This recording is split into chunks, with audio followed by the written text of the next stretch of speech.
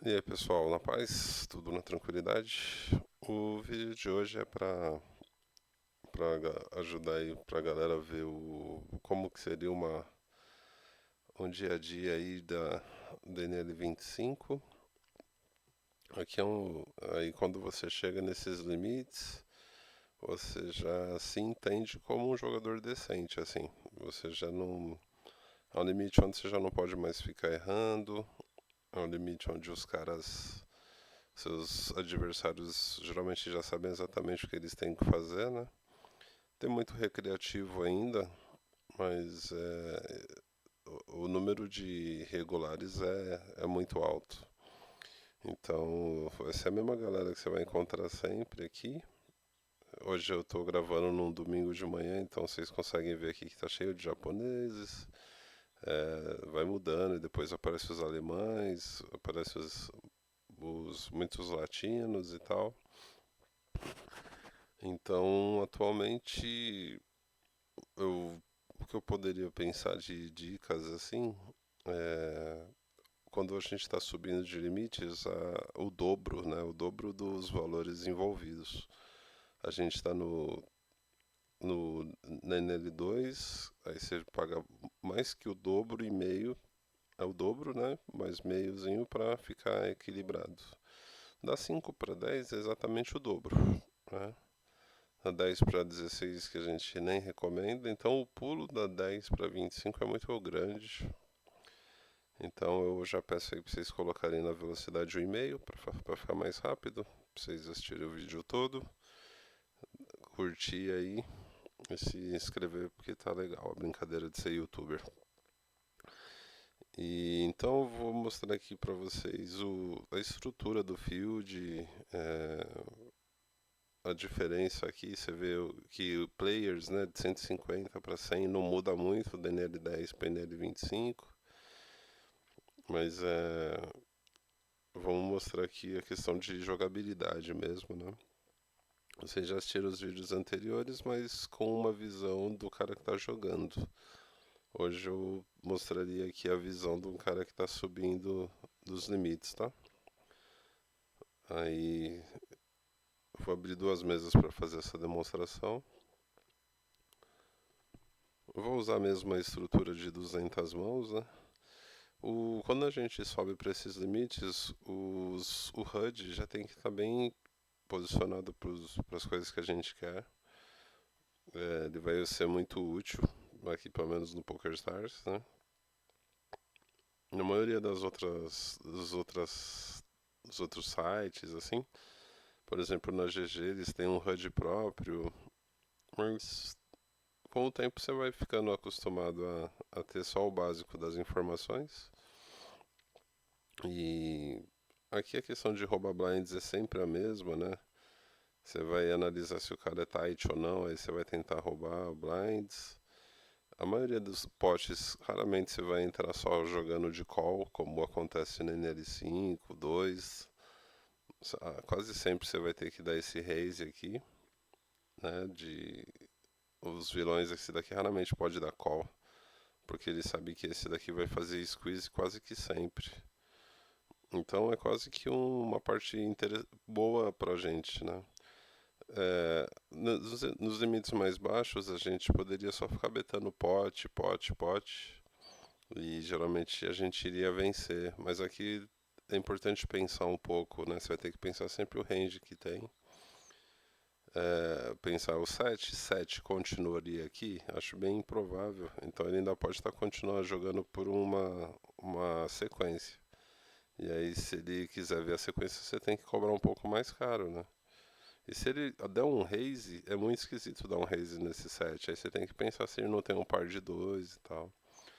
Ele aqui de novo, né? A gente vai betar um terço.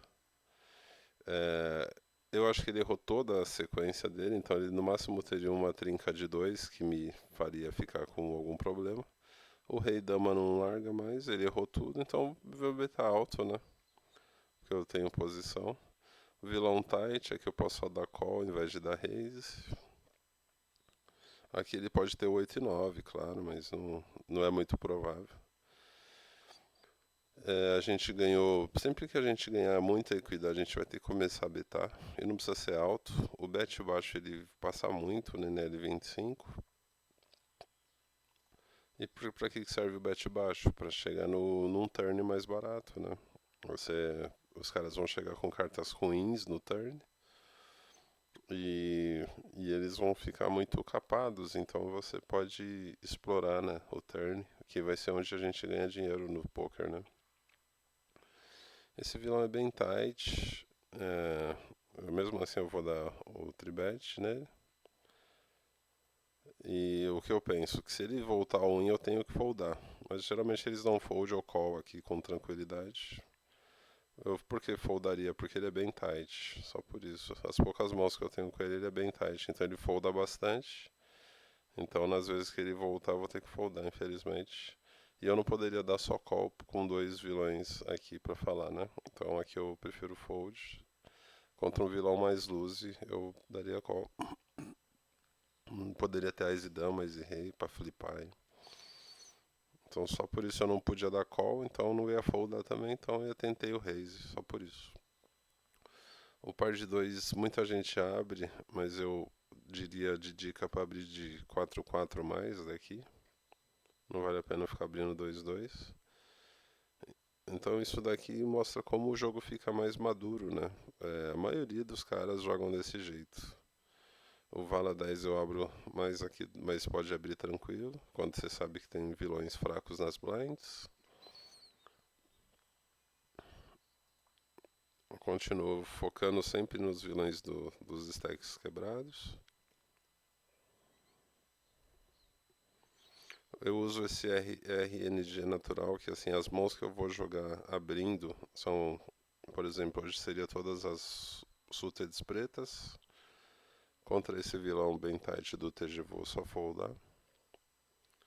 Muita gente daria só call ali, né? Então eu recomendo não ficar dando call só, joga sempre por agressividade. As e 10 off.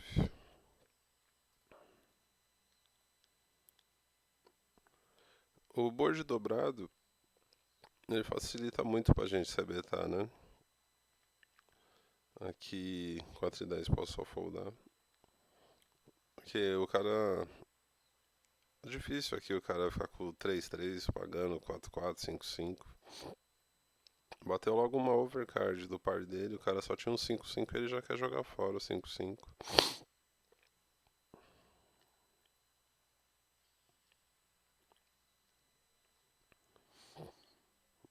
Todos esses vilões laranjas são os caras que eu marquei já há 2 meses, eu tô encontrando eles hoje.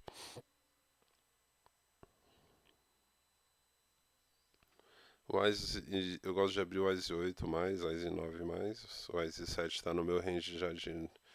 Então outro ponto importante é isso, você já tem que deixar um range pronto para tudo que você poderia fazer e para tudo aquilo que você não quer fazer. Então eu poderia, por exemplo, tribetar aquela mão, mas como eu sei que eu poderia por matemática, mas o meu vilão ali é meio complicado porque ele paga muito, então eu tenho que pegar um range mais tight para jogar contra ele.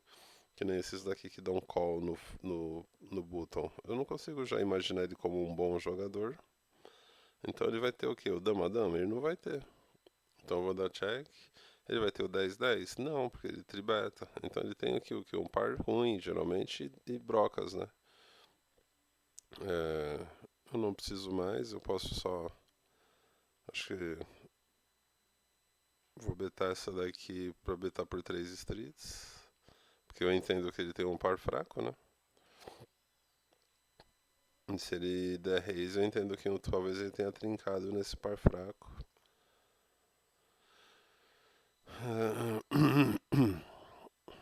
5 e 9 fold. Aqui é uma blank, mas o 9 e 10 completa. E eu não bloqueio o 9 e 10. Ele pode só estar errando, mas ele continua pagando. Aqui, mas mesmo assim eu vou betar, porque eu tenho duas overcards ainda. As 9 aqui Easy 9. Só vou só call. Eu tenho o flush aqui, eu posso dar um overbet. Ou bet mais alto aqui pra o asa assustar ele, mas eu também acerto o flush, né? Então, me parece um bom blefe.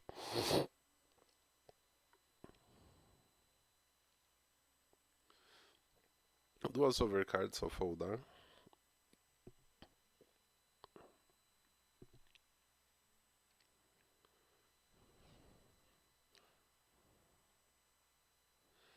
Seis e 10 off-fold.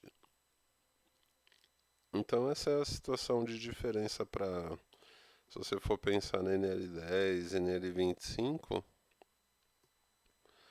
não tem como você não notar que essa galera aqui já sabe o que está fazendo. E se você desviar muito disso, você acaba perdendo, né? Essa questão dos pares aqui é onde o pessoal se prejudica muito.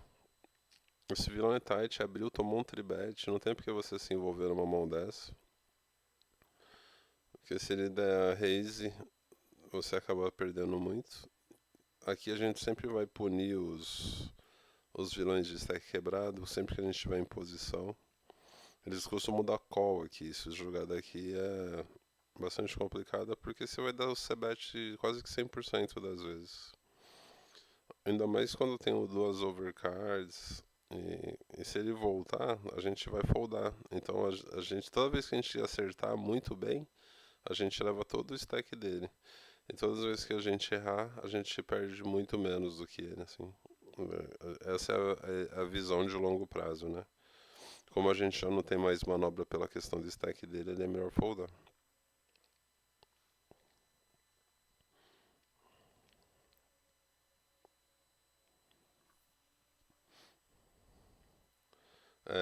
Uma coisa que eu recomendaria muito para quando a gente chega nesses limites é já ter por exemplo, o CityGo Wizard, GTO Wizard, porque você vai usá-lo na questão dos ranges, vai ajudar bastante. Quando você tiver dúvidas sobre algumas jogadas muito comuns que você não está sabendo jogar, aí pode pegar lá, seguir a teoria, né? É muito melhor seguir a teoria do que ficar inventando.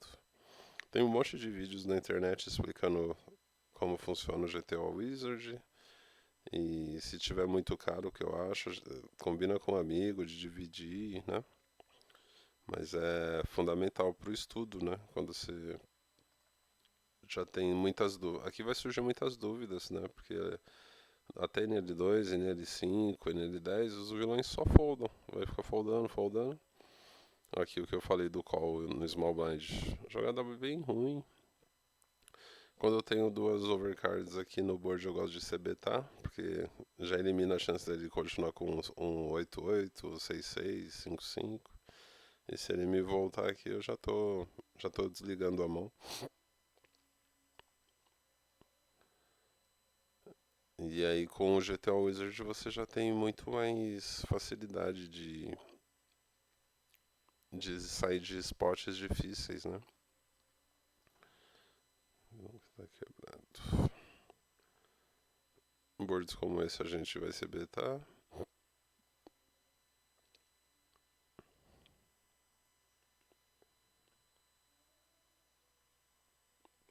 Mas e 6 off? As mãos ases offs, assim, a maioria você não vai jogar do começo da mesa.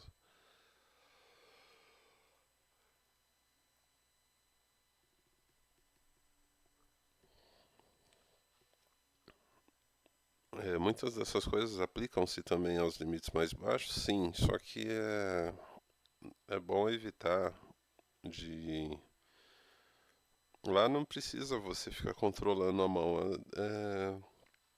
Como o vilão gosta de pagar muito lá, se você não ficar betando alto e frequentemente, aí você perde dinheiro, né? Aqui não, aqui os vilões eles já têm uma noção boa que a gente conhece bem, que chama proteção de range. O que seria, por exemplo, você está com uma mão hiper forte e você tem bons blockers assim de mãos que o cara precisaria para a sequência dele, precisaria do flush. Então você simplesmente dá check, finge que não tem nada, aí o vilão vem e beta e você só vai pagando, pagando, porque se você betasse o cara iria simplesmente fugir, né? Então você protegendo bem as suas mãos de vez em quando, que aqui vale a pena. Já não tem por que você ficar protegendo o range no limite onde todo mundo paga tudo. Então lá você tem que betar, né?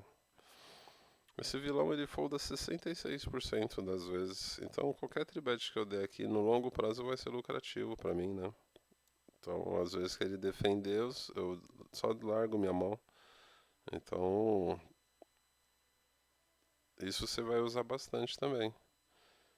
No... Quando você sentir que o vilão tem stats ruins, se você não aproveitar, é problema, né?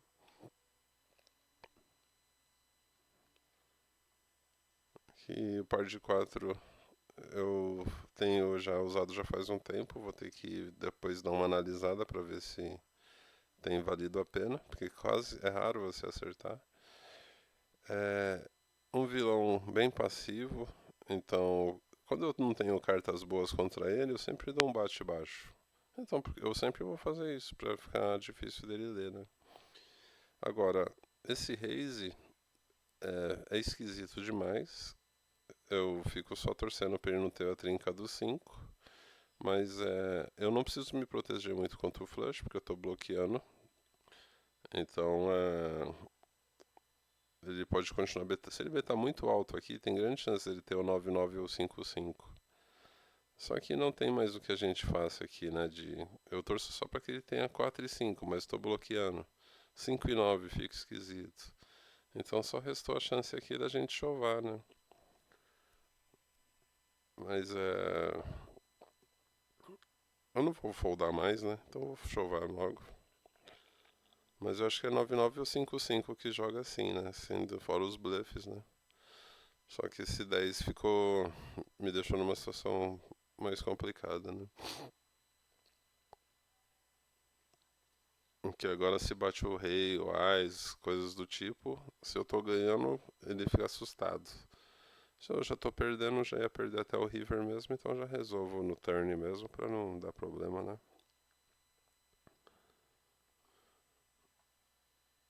Aquele board é muito bom pra blefar, né? Então ele até que usou bem a estratégia, né? Aqui eu não tenho nada disso aqui, nem o flush draw, então é só um bet nessa jogada. Forte.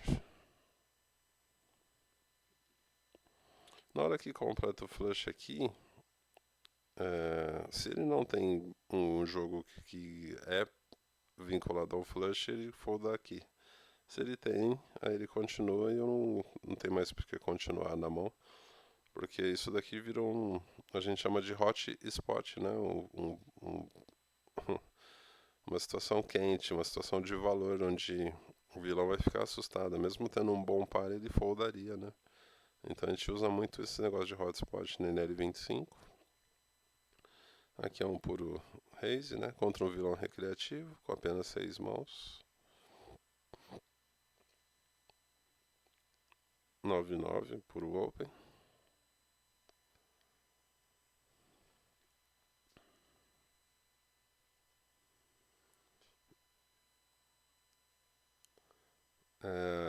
Uma coisa que a gente só torce nesses limites é para que não ficamos se envolvendo em mãos que tem cooler, né? Tipo, a Easy Rei, show, o cara dá call com dama-dama.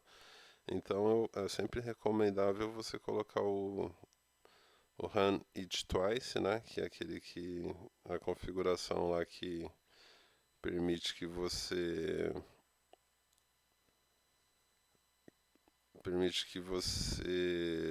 corra duas vezes, né? O board. Aí, se você perder a primeira, ganha a segunda e vale a pena, né?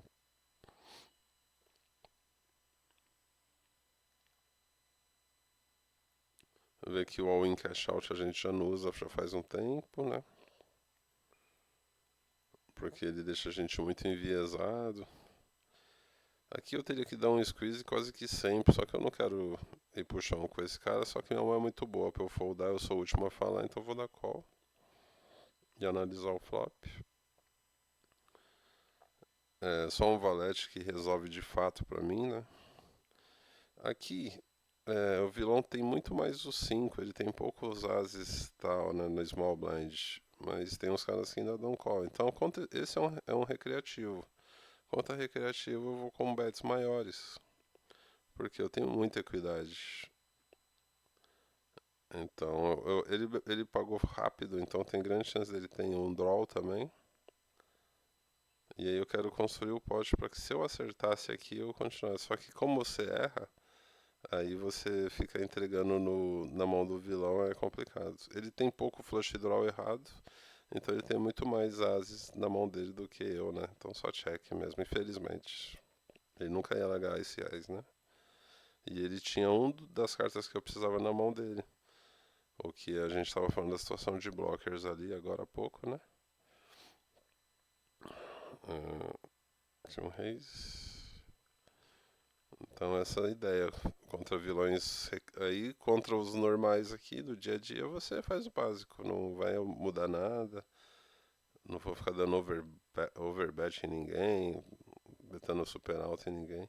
Esse vilão tem 18 de forbet light, né? Então às vezes que ele não for betar é porque tava bem ruim a mão dele mesmo. 18 de forbet é muita coisa, tem muito lixo. Vilão com stack quebrado. Eu tenho uma boa mão que é o As aqui. Ele tem pouca tribet, só 6%. Então, pra mim, o As e Dama virou uma carta bem marginal contra um cara com stack quebrado. Se ele tivesse 100 Big Blinds, aí eu daria um tribet, um Raise 2. Mas se ele, por exemplo, eu faço isso e ele só dá call, acabou a minha jogada. Não vou chovar flop, né? Se eu errar dama ou as, né? Então, não quero me colocar num spot tão complicado. Complicado não, até fácil, né? Spot ruim, na verdade.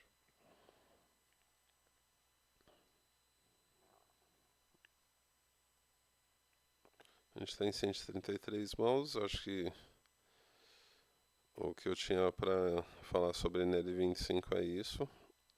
Vou terminar aqui. Exatamente como eu falei agora há pouco, né? O vilão deu um instant bet, a gente tá deep. Então eu vou dar os 23 que eu já dou padrão mesmo, já acho que já resolve. Se ele quiser ir para as cabeças, ele só tem 7% das mãos que ele dá um 4bet. Então paciência. Não tem porque dar all-in, é muito ruim a jogada de all-in, né? E quando você tem posição. Esse vilão é ultra tight, bom jogador.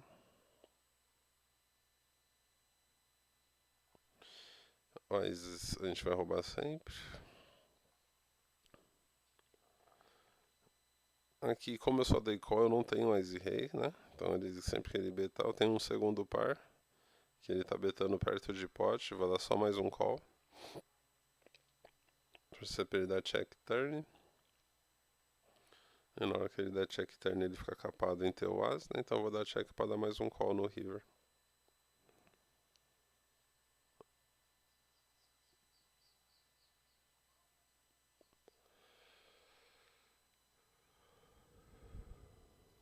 Isso que ele fez, a gente estava falando agora da proteção de range, né? Nos limites mais baixos, o cara ia betar, betar, betar, betar e você só folda. Aí com isso você facilita, todo mundo, um facilita o jogo do outro, né?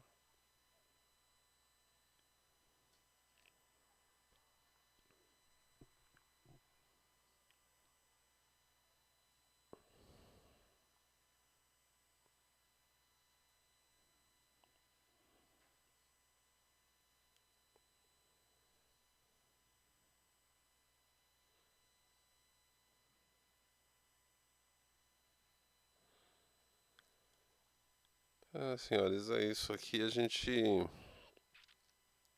Uma coisa que eu falo pra vocês que vale muito a pena é jogar com consciência, com um tempinho assim que vocês tiverem pra. Pô, vou me focar nesse joguinho, ó. Você vê que dá pra você jogar de forma recreativa, dá pra você fazer um troco, dá pra se divertir.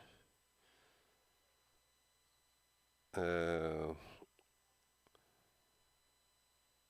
mais pra frente, se vocês gostarem de ensinar, assim, também podem dar aula, né? E com o tempo a galera, eu acho que vai se apaixonando por poker. Então, o torneio hoje em dia já tem muita gente jogando, mas todo mundo que joga torneio adoraria ter uma técnica dessa no pós-flop, porque ajuda muito quando você tá deep, né? Então, eu creio que vale muito a pena. Aqui é o fold, 16 fold.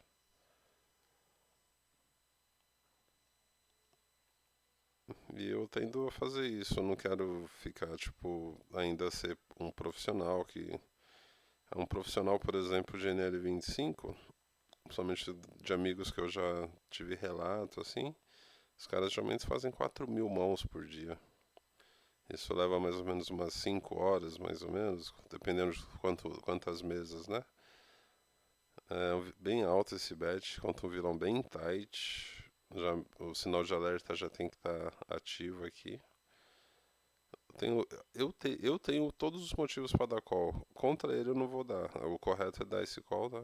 Esse cara joga 17-13, bem tight. Então, sem nada, eu prefiro só foldar. Então, imagina você ficar 5 horas jogando e no final do dia você sair perdendo. Uma profissão esquisita, né? Então, o foco é sempre no longo prazo. Né? O foco é de fechar o mês, fazer aquelas 80, 90, 100 mil mãos, ver o quanto de rake back você conseguiu. Aí se você faz tipo 5 BB100, você consegue ter uma base, né, de quanto você vai ganhar no mês em média. Então, tipo, 5 BB100 quer dizer que é $1 é um 1,25 a cada 100 mãos, né? Então dá $12,50 a cada 1.000 mãos. Aí você multiplica, né? E vê quantas 1.000 mãos você faz por mês. Fora o rakeback, né? Esse vilão ele tribeta com um monte de lixo e ele folda 0%. Então é só. Ele vai continuar com muita mão ruim aqui. E se ele chover instant call, né? Porque as stats dele são horríveis. Se tiver Ice Rei, paciência. Qualquer outra coisa a gente tá brigando.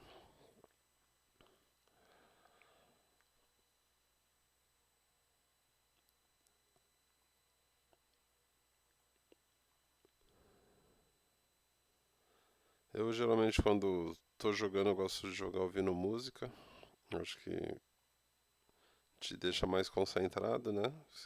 Pelo menos você vai estar ouvindo a música, às vezes tem uma. Sem letra seria até melhor, mas com o tempo vale a pena porque assim você não fica distraído, né? Você vê que o jogo aqui pensado, analisado, ele é muito bom. Esse vilão folda mais que a metade das vezes, mas ainda não é o suficiente para eu dar um bate nele, para ele foldar fácil. O nosso jogo é baseado em jogar fácil, né? Sem inventar muito. Esse vilão beta 15, então 6 pontos, 6 e 7 é uma mão super boa. Até falei pra vocês que 5 e 6 é a melhor mão do poker contra o Ais, né? Então a gente dá call. Mas, tipo assim, não é legal ficar pagando porque a gente vai errar muito, né? Então só check. Esse vilão a gente já viu que gosta de tribetar, né? Eu vou dar um call aqui porque já quando eu abro essa mão eu já tenho que jogar pensando que eu vou dar call. O vilão mostrou fraqueza 2 vezes, não, mas não vou cair nessa, só call. Com o segundo, terceiro par eu prefiro foldar. Até o segundo ainda dou mais um call aqui. E aí, quando tá chegando no finalzinho, a gente vê, né, que saímos ligeiramente positivo, mas esse não é o intuito do. O intuito é mostrar que é um jogo sólido, sem invenção. Dá pra você fazer um trocadinho. E conforme vai subindo aqui, você vai ganhando bônus. Então, vale a pena. Quando tem duas overs a gente já usa como lei CBTA, certo? Vocês já aprenderam isso e devem praticar o máximo possível. Na hora que vem uma blank no turn, você já não. O correto é o pessoal foldar muito essa jogada. Então, às vezes que não vier nada, você pode só dar check tranquilo, que se ele der check behind, você ainda tem cuidado do valete e do rei. Certo? A gente não acertou nada, só foldar. Sit out next big blind. E aí eu vou mostrar pra vocês aqui como que eu faço a questão dos saques e tudo mais, né? Aí você dá um cbet.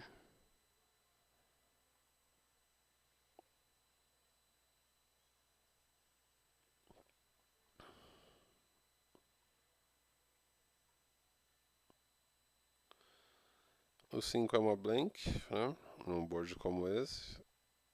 Então dá pra dar mais uma bet. E se o vilão continuar, não tem porque betar river, tá? Já que aqui ele errou tudo, todas as sequências ele errou. E a gente teria um Ice High que poderia vencer a mão ainda. O vilão não larga o 8-8, paciência, ele não larga nem o terceiro par, né? Então, bem difícil, certo? Então aí quando você já finaliza aqui, tem toda a estrutura, você vai recebendo essas caixinhas aqui, conforme você vai jogando. Essas últimas caixinhas tem muito a ver com. Eles te liberam lá pra você jogar uns spinning goal grátis. Aí você ganha $1 e pouco e se ganhar vai subir nos torneios. E bem lento esse processo aqui.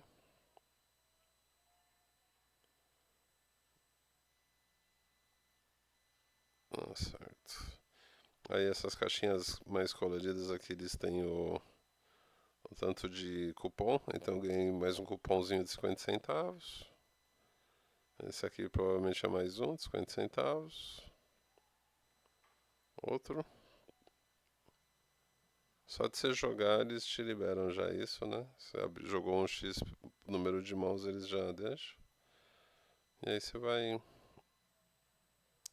depois fazendo esse joguinho aí pra ver quanto você ganha lá no Spinning Goal.